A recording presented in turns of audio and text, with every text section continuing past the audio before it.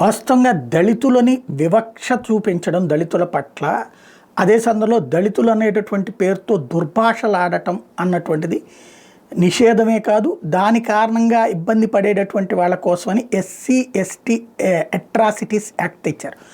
దళితులు గిరిజనులు ఎవరైతే వాళ్ళని కులం పేరుతో దూషించినా అవమానించినా శిక్షించడం అన్నట్టు. ఇది మంచి ఉద్దేశంతో పెట్టినటువంటి చట్టం. కానీ కాలక్రమంలో రాజకీయ పార్టీల యొక్క ప్రతీకారాలు తీర్చుకోవడానికి, లేదంటే వ్యక్తుల మీదన తమ కోపాలు తీర్చుకోవడానికి, లేదా కొంతమంది బ్లాక్మెయిల్ చేయడానికి కూడా ఈ యాక్ట్ని వాడుతున్నటువంటి సందర్భంలో ఇలాంటి వాటి మీదన సుప్రీంకోర్టు కీలకమైనటువంటి తీర్పిచ్చింది.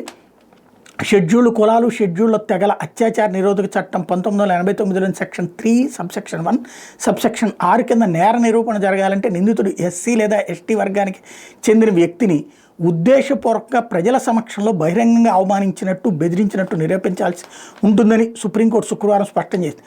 ఒక కేసుకు సంబంధించిన ఘటన 4 గోడల మధ్య జరిగిందని, ఘటన జరిగాక ఫిర్యాదుదారుని సహచరులు ఘటనా స్థలానికి చేరుకున్నారని ఎఫ్ఐఆర్ పేర్కొనడం మీద సుప్రీంకోర్టు ఆసక్తికర వ్యాఖ్యలు చేసింది.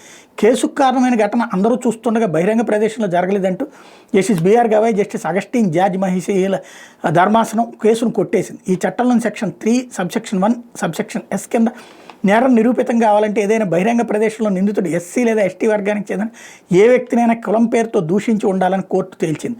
ఎస్సీ ఎస్టీ అట్రాసిటీ చట్టంలోని సెక్షన్ 3 నేరానికి పాల్పడిన వారికి విధించే శిక్షను సూచిస్తోంది.